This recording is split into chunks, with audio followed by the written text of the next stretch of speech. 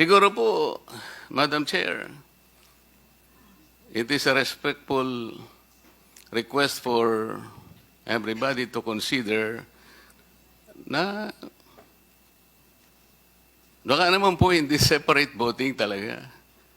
And the Constitution is the highest law of the land.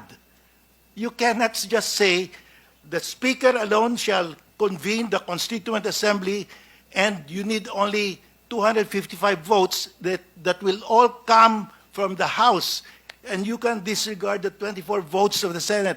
That is an exceptional departure. That is a revision. So you cannot do that in a people's initiative. You can do that in a con-con or a con-us. I want to emphasize again, the Constitution is the highest law of the land. If you pass an ordinary law, both chambers must approve. And therefore, when you amend the highest law of the land, subject to ratification, you must also both approve. Thank you. Thank you very much. Madam Chair, I made the qualification that... I'm sorry, but I think we're short for time. Maski na 1 minute lang, Madam Chair, because, you know, this is very, very important. Ang sinabi ko Yes, po but kanina, first, kino-qualify ko. But may I thank Justice Carpio for coming to the Senate Yes, ma'am. and enlightening us with his extraordinary perspective and participation in all that Yes. past in our history. So, yes, Congressman Marcoleta, we have session. I made a qualification, Madam Chair, na kapag ang Congress po ay nagsanib para sa Constituent Assembly, hindi po kami gagawa ng batas. Wala po yon. Tingnan po ninyo, Justice Carpio, Section 3, Article 11. The House of Representatives shall have the exclusive power to initiate all the case of impeachment. Hindi bicameral po yun, kami lamang po yun. Yung constitutional, yung Commission on Appointments, this is an independent body enshrined in the Constitution. Hindi po ang gawain namin po doon ay gumawa ng batas. We are there to evaluate and test the competence and the merits of the appointees of the President. Wala po kaming ginagawang batas doon. That is why doon po voting jointly kami. And we are members of a constituent body. Nasabi po rin CA. Hindi po ba? Pagka po nagkaroon ng trial sa Senate, pagka po yung impeachment, hindi po kami, ang Senate lang po is dissolved, trial. Nakalagay din po sa Constitution, that is not even bicameral. When a treaty or international agreement shall be valid and effective if concurred in by at least two-thirds of all the members of the Senate, hindi po kami kasali doon. That is not bicameral. Po, I think I have to terminate the hearing. Yes, ma'am. We Thank have you very only much. one room. Kasi po, ang totoo niyan, yung gumawa po ng saligang batas, Madam Chair, kung gusto po niyang i-distinguish, sana lamang po, sabi po nila, katulad po nung Section 11, last paragraph, Article 7, kung gusto po nung gumawa ng saligang batas na i-distinguish talaga, joint voting, joint assembly, ganito po sinasabi, Section 11, last paragraph, Article 7. Congress determines by two-thirds vote of both houses, voting separately, tingnan po ninyo, of both houses, voting separately, that the President is unable to discharge the powers of his duties. Dinidistinggi po niya eh. Section 9, Article 7. In case of a vacancy in the office of the Vice President, the President's nominee from the Senate or House of Representatives shall assume office upon confirmation of a majority vote of all the members, both houses, voting separately. So, Madam Chair, may pagkakataon po sa buhay ng ating saligang batas, kung minsan sasabihin niya na i-distinguish niya. Voting jointly or in joint assembly, voting separately. But in this case po, napansin ko, pagka po hindi tayo gumagawa ng batas, if we are not in a legislative work, ang sinasabi po ng gumawa ng saligang batas, it is simple, the totality of all the members of Congress. Kaya tingin ko po doon, joint voting. Salamat po, Madam Chair. Maraming salamat, Congressman Marcoleta. Nagmamadali po tayo dahil may session pa kami ng alas 3. Pero huling hirit yata sa ating mga justices, kung may maidadagdag po kayo, si Justice Tony Carpio, nagtaas po ng kamay. Perhaps you can enlighten us on what actually was envisioned by both the framers of the Constitution as well as the ponentes of the relevant cases. Justice Carpio, please. Thank you, Madam Chair.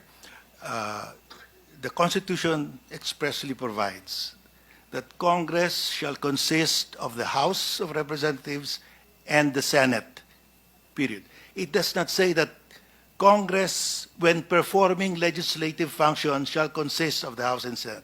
So, Congress is composed of the Senate and the House regardless of what they do, whether performing legislative function or approving the declaration of martial or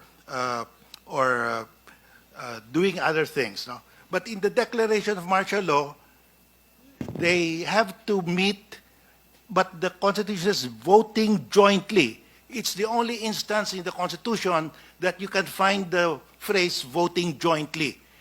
In other words, this is an exceptional case. That's why if you add voting jointly in another provision, that is an exceptional case that departs from the general rule that the Congress shall be composed of the House and the Senate. Vote, and when one chamber cannot act without the approval of the other. You cannot even pass a law renaming a national road if it is an act of the House alone. You cannot pass an ordinary law without both chambers approving. Thank you, Madam Chair. I wish to take advantage of the presence of our distinguished former associate justices of the Supreme Court when, in particular, they say that the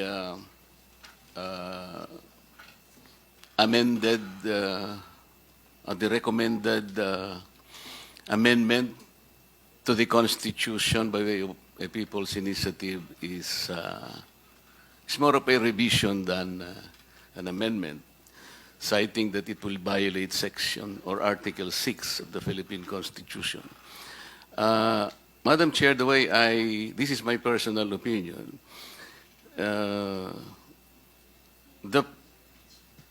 When we call for the congressional or the constituent assembly, it's the first mode to amend the Constitution or revise the Constitution. It says, amendment to or revision of this Constitution may be proposed by, 1, the Congress upon 3/4 vote of all its members. So I'll proceed from that. When the Constitution simply say of all the members of Congress, it takes the totality of the members of the House of Representatives and then the Senate. Paano po yun, Justice Ascuna or Justice Carpio? Ang sabi po ninyo, if for example the members of the Senate would not agree, kunwari po, inimbitahan namin sila but they did not go there, or probably 2 or 3 only of them came in, and so hindi po represented ang Constituent Assembly. So there will be no time at all that we will be utilize that particular mode of amending the Constitution by simply for the Senate to refuse to go with us and meet with us as a Constituent Assembly.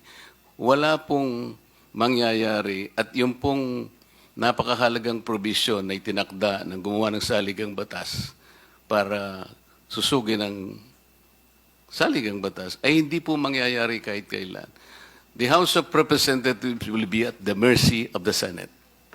Kasi sasabihin lang po nila, wala po kaming 3/4, sir. I'm sorry.